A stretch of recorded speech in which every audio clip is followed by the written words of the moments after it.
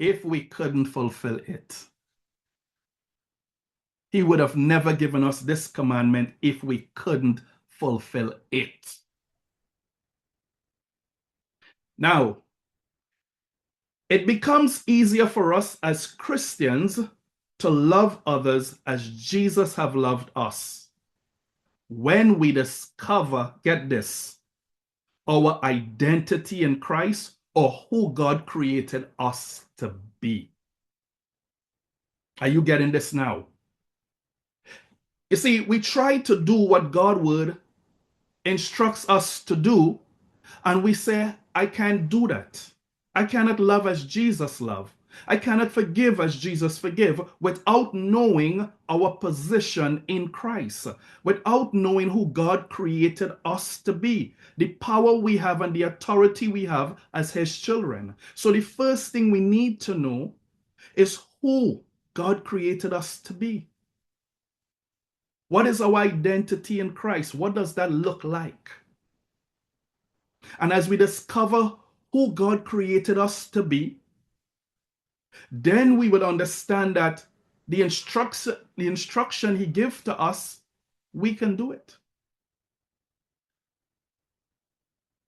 So let's go.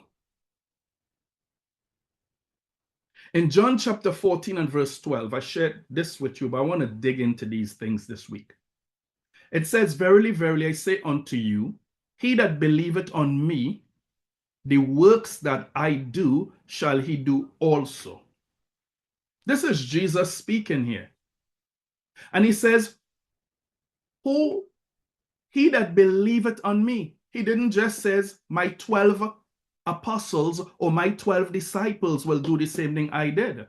He said, who he that believeth on me. He that believeth on me. How much believers we have in the house today? How much believers we have online here today? Amen. How much believers we really have up in here? This is Jesus, this is not me. Verily, verily, I say unto you, he that believeth on me, the works that I do shall he do also, and greater works than these shall he do, because I go unto my Father. Now, as I mentioned last week, we're not looking at the greater works. We're not looking at the greater works. We're looking at what Jesus did right now. What Jesus did right now. He said we can do it too. So this further validates that we should be loving as Jesus loved, forgiving as Jesus forgive, laying hands on the sick and see them recover, opening blind eyes. He said we should be doing it. We should be doing it. And anybody ever wonder why you are not seeing these things manifested in the body of Christ? We never stop and take hold. Why are we not seeing these things?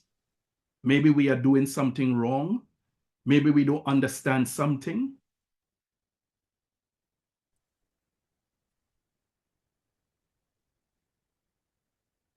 It says we can do the same works that Jesus did. Again, God knows something about us that we don't know about ourselves. God knew something about us that we don't know about ourselves. And we need to discover what this means. We can love as he have loved us. Yes, we can. In 1 John 4:17,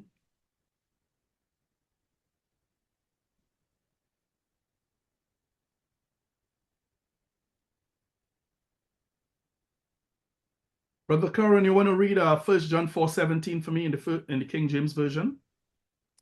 Repeat the verse to me one more time. 1 John 4:17. Okay, I got it. No, I got it. Okay. 17. Okay. In the King James Version, 1 John 4:17. In the King James Version, here and is our love, made perfect, that we may have boldness in the day of judgment. Because as he is, so are we in this world. Amen. Anybody want to give me a quick summary on what you think this verse is saying to you, or what you thought this verse had been saying to you?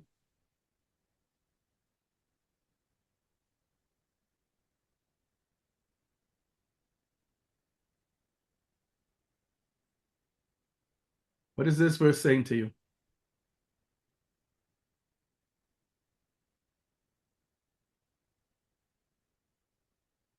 Herein is all love made perfect, that we may have boldness in the day of judgment, because as he is, so are we in this world. Who is the he it's speaking about here?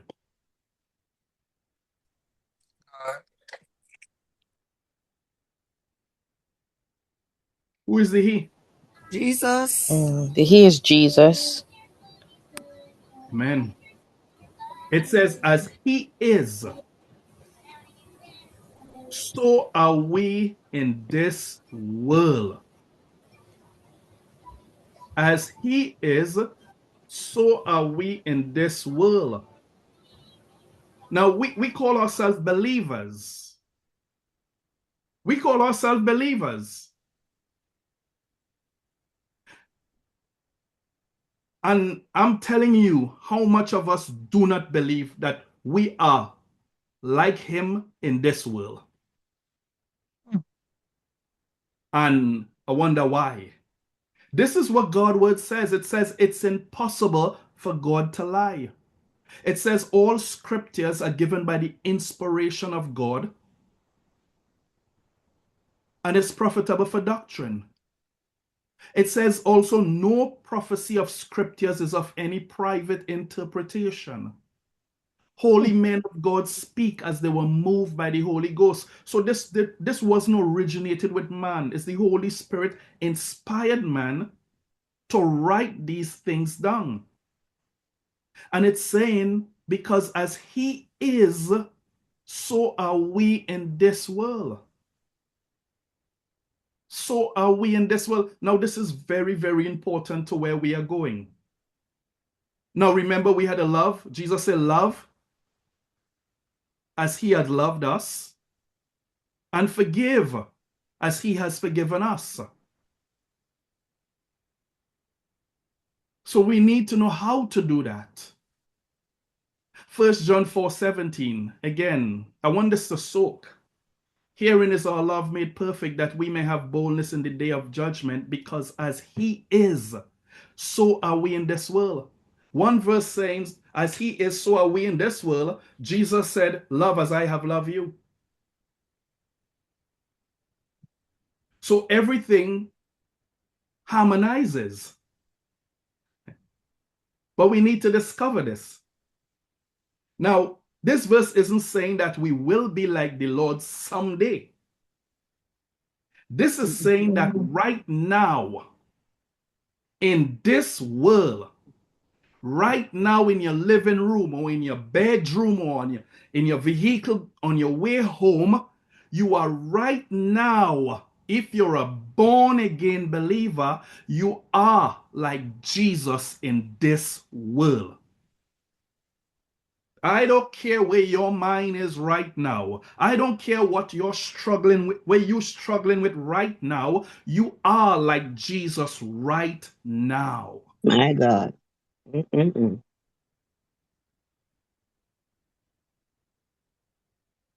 Yes, Lord.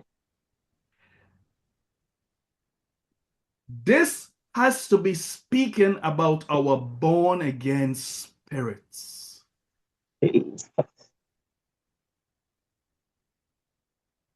which were created in righteousness and true holiness.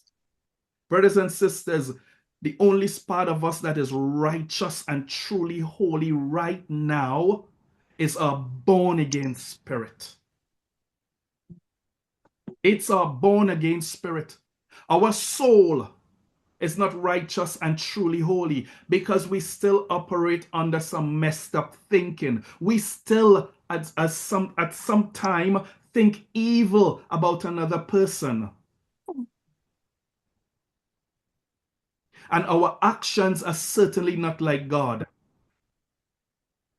Our thoughts, our thinking is not like him, and our actions are not like him. The only part of us is like him right now is our born again spirit. Hallelujah. 2 Corinthians 5:17. Sister Jamila, you would like to read that verse for me, please? 2 Corinthians 5:17. This is something we all should be familiar with. 2 Corinthians 5:17. Coming. Okay, 2 Corinthians 5:17 from the King James Version. Therefore, if any man be in Christ, he is a new creature. Old things are passed away. Behold, all things are become new. Amen. Amen. It says, therefore, if any man be in Christ. Are you in Christ? Yes, I'm in Christ. It says, all things are passed away. Behold, all things are become new. Again, the change didn't take place in our physical body. Change didn't take place in our soul, in our thinking, in our emotions, in our personality. After we are born again, we're still going to struggle with the same. If you is a person that used to operate in fear, you're going to continue to operate in fear till you discover that God didn't give you a spirit of fear. We're going to struggle with the things we used to struggle with before we were born again, till we begin the process of renewing our minds. If you were fat before you get saved, you're going to be fat after you get saved. The change didn't take place in our physical body, neither in our soul, but in our spirit. In our spirit, we become identical like Jesus in our spirit. All things have become new. Our spirits are the only part of us that is exactly like Jesus in this world. Our spirit is the only part of us is like Jesus in this world.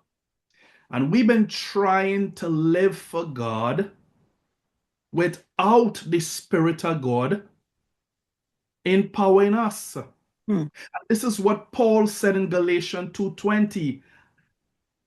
I am crucified with Christ. We are all crucified with Christ. If you're a born again believer, your old sin nature was crucified with him. Nevertheless, I live, yet not I, but Christ liveth in me. Christ lives in me. Paul was able to say it because Paul knew was Christ living through him. We cannot say that right now. We could quote the scripture, but that needs to become experiential to us. We should be living and saying, it's not me, but it's Christ in me. It's Christ in me.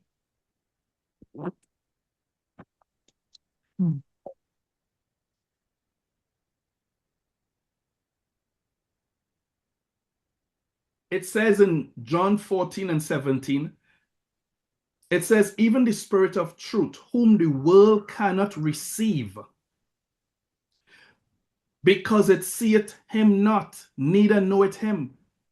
This is Jesus telling his disciples, but ye know him, for he dwelleth with you and shall be in you. He dwelleth with you and shall be in you. We have so much of scriptures that validate the indwelling presence of God, Jesus in us. There's so many scriptures. In Romans 8 and 9, I just want to show you some scriptures. Romans 8 and 9. Brother Corin, could you read that for me, please? Romans 8, Romans 8, chapter 8, verse 9, King James, but ye are not in the flesh, but in the spirit. If so, be that the spirit of God dwell in you. Now, if any man have not the spirit of Christ, he is none of his. Amen. Amen. Why you think God give us the spirit, his spirit to dwell in us? Let me quote John 14:12 again. Verily, verily, whosoever believeth on me. What happened when we make Jesus the Lord of our life? What happened when we accept Jesus as our Lord and Savior? We are born again from above. God give us a brand new spirit that is identical like Jesus. And we have to listen, I don't want to step ahead of this, but this is so powerful. This is so powerful. Brothers and sisters, we have to die to ourselves daily and let the spirit that is in us live through us. We have to begin to die to ourselves, our way of thinking, the way we were taught, the things we were taught to like, Here. the things we would listen, everything that contradicts the knowledge of God, every thought that try to exalt itself against the knowledge of God, we have to bring it into captivity. We have to bring it under control. So when God's word says, love as Christ, our immediate response is, I can do that. I can do that. Not you in yourself, but he that dwells within me. Man. He that dwells within me. So we have the Spirit of God in us, brothers and sisters. We have the Spirit of God in us, in its fullness. We are not looking for something from God. We have the Spirit of God in us. This spirit don't need to be mature. This spirit don't need to grow. No. This spirit is identical like Jesus. Amen. When we talk about we need to grow, it's talking about in our thinking. It's talking about in our soul. We are babies in Christ. We are now learning. We are now learning what the spirit that dwells in us have. We are now learning. We are now discovering it. So we are like babies. Mm. In Galatians chapter 5 and verse 22 and 23, it says, but the fruit of the Spirit is love, joy, peace, long-suffering, gentleness, goodness, faith, meekness, temperance. Against such there is no law. Brothers and sisters, right now in our born-again spirit, we have love. Listen, we have love constantly. We have joy constantly. We have peace constantly. Long suffering, gentleness, goodness constantly in our born again spirit.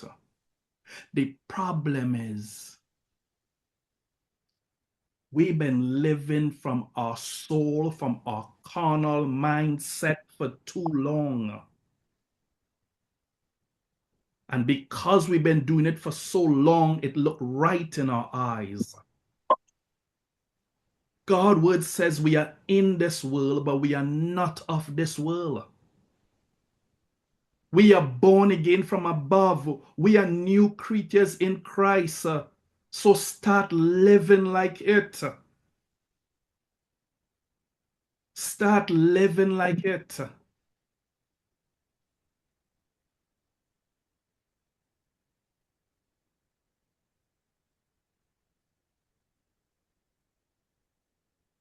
Our spirits always have these attributes, regardless of what we feel in our body or in our emotions. You could be depressed. Think about this. As a believer, you could be depressed. and have joy unspeakable and full of glory in your born again spirit right there. It's like a person dying of thirst and leaning up next to a well, and all they need to do is dip, take out some water, and drink. You can die if you don't dip that water and take it out and begin to drink it for yourself. You can die of thirst. It's right there. Everything that we need, the love, we are full of love. We can love like Jesus. It's right there. It's what we choose to focus on, brothers and sisters. It's what we choose to focus on. Are we going to focus on the flesh? Look at our inability in the flesh, or are we going to look at our ability in Christ? You be the judge. You be the judge. If you're a born again believer, don't come telling people, I can't do that. I mean, I understand what you're trying to say. In ourselves, we cannot love like Christ. We cannot forgive like Christ. But we are not just like, this is not who we are. We need to start seeing ourselves the way God sees us.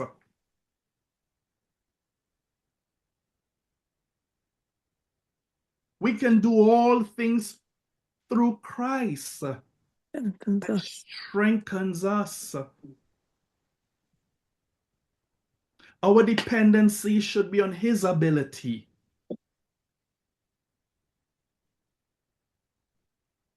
It's not on us. Jesus, get this now, is our wisdom. Woo. Jesus is our righteousness. Jesus is our everything.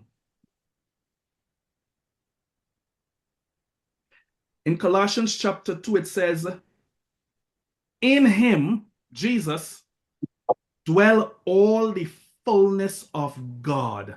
Think about this. This is so powerful. Turn in your Bibles and look at that. Colossians chapter 2. You mightn't believe it's in the Bible the way I'm going to explain it to you. It's right in the Bible.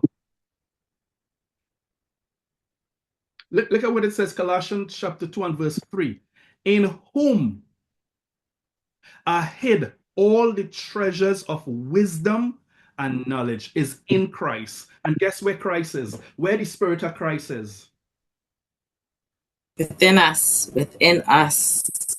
It is within us.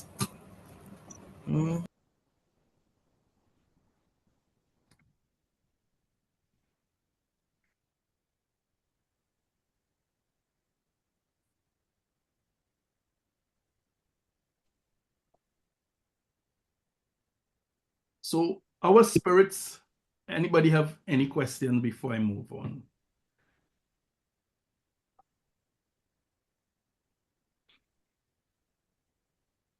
What I'm trying for you to know here is the love, to love like Jesus, God already given it to us.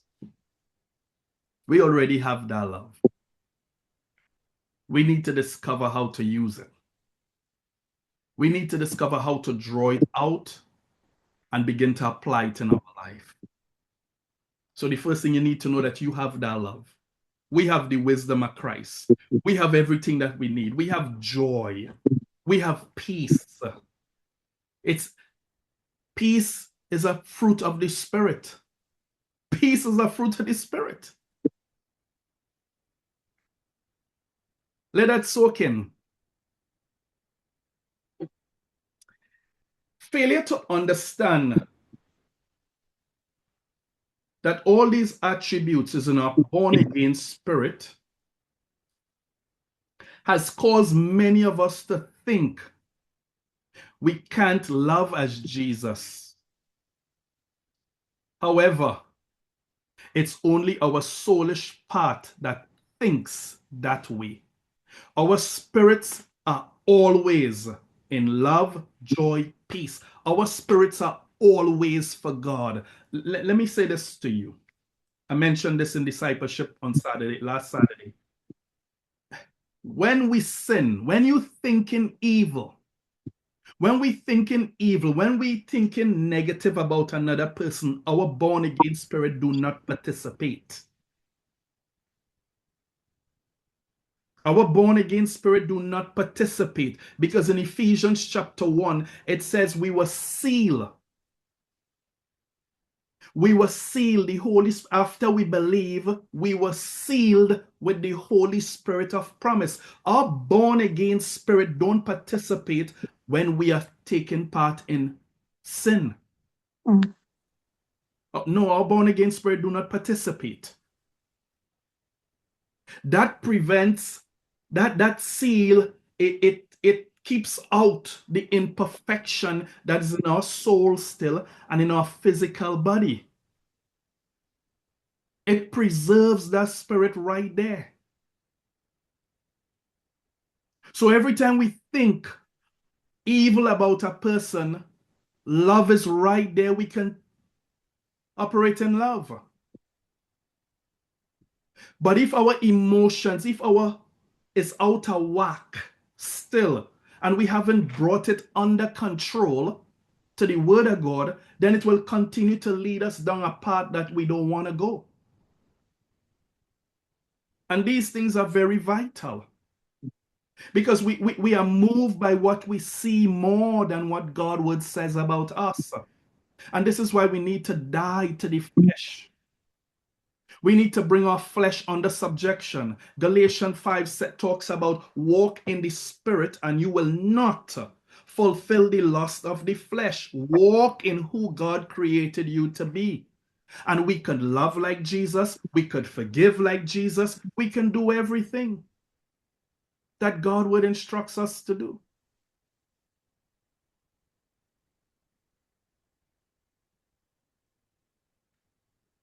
In Philippians chapter 1 and verse 9, let me show you why the soul struggles. The soul needs to think in line with the spirit. And I know I have some things I want to share. I mightn't get to it this week, so I'll wrap up this lesson next Thursday. In Philippians 1:9, I want you to look at this good. Brother Karan, could you read Philippians 1:9, King James Version? Philippians chapter 1, verse 9. And this I pray, that your love may abound yet more and more in the knowledge and in all judgment. So this is saying, and this I pray, this is Paul here again, that your love may abound yet more and more in knowledge. So now, if you've been praying for God to give you love, this verse makes it clear. Our love abounds more and more in knowledge and in all judgment. Now get this. The Greek word for knowledge in this verse means recognition, full discernment, or acknowledgement. Now, we cannot acknowledge something that don't exist. Acknowledgement. This is the same Greek word that was translated acknowledging in Philemon. Some people call it Philemon. Some people say Philemon. It's 1 chapter and verse 6. It's to the end of your Bible.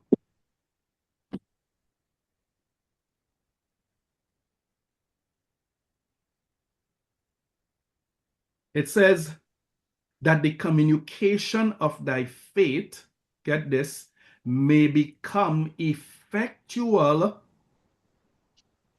by the acknowledging of every good thing which is in you in Christ Jesus.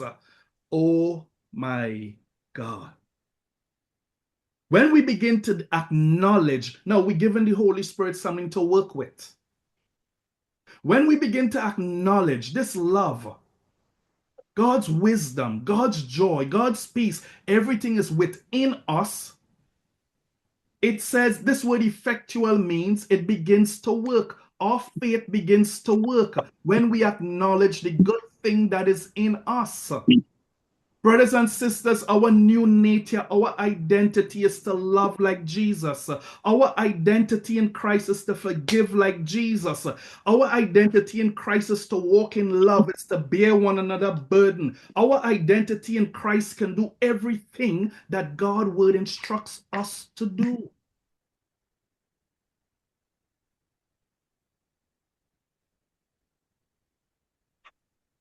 But we need to know, if we asking God for these things, we starting from a position of unbelief. The Holy Spirit unable to work with us.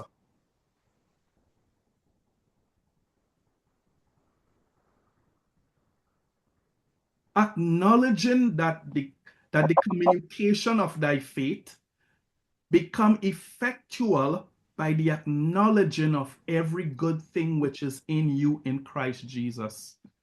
So, some people might say there is no good things in me, because Paul says in I think it's Romans 7:18, there's no good things in me, but he put it in parentheses.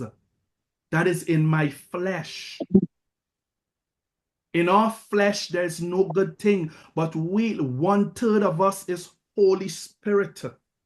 The Spirit of God dwells in us. And we need to discover, this is so important, we need to discover, if you understand this, where revelation knowledge comes from.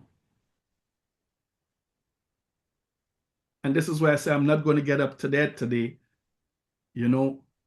but this will show us where revelation knowledge comes from. Most of us are not aware of all the good things in us in Christ.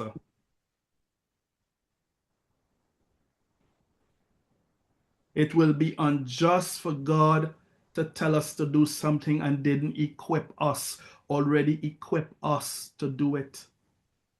Ephesians 1:3 says, we are blessed with all spiritual blessings. We are blessed with all. But we keep looking in the natural for it. We have to look into God's word.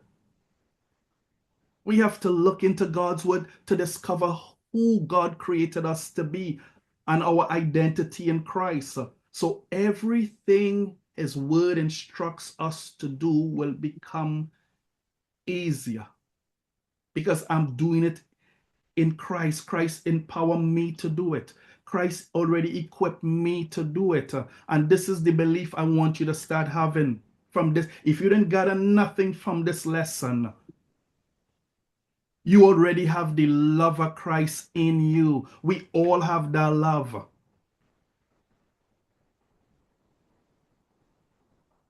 And I could love. When we start reading scriptures and see Jesus forgive, I could do that too. Jesus walking in, I could do that too. Why? Because I have the Spirit of Christ in me. I have the Spirit of Christ dwelling in me, and he does the work.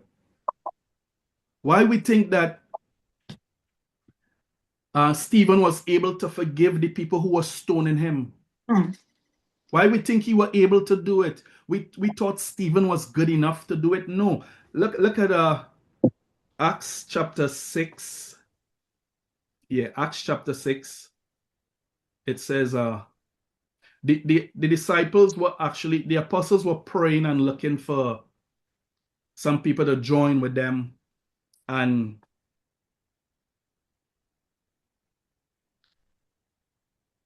Stephen was one that they selected.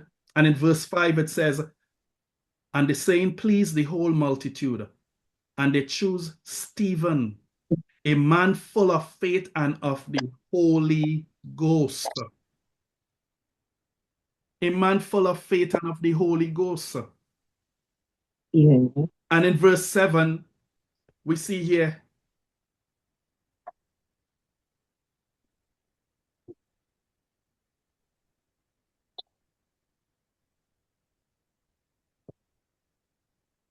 He was speaking to the crowd.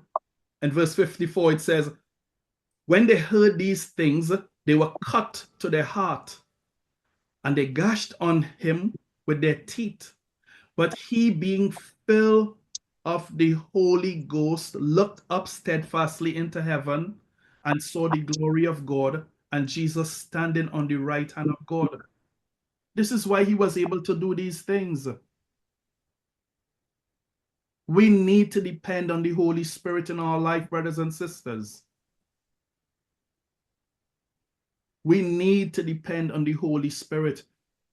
We cannot live for God without God.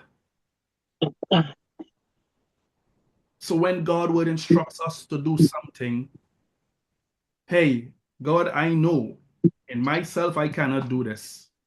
And if you ask me to do it, then I'm going to go to your word and I'm going to learn how your word instructs me to do it.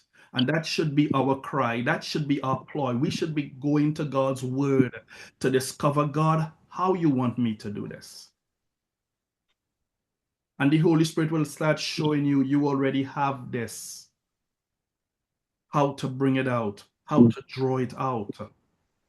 That is what we have. We are identical like Jesus. We're identical like Jesus.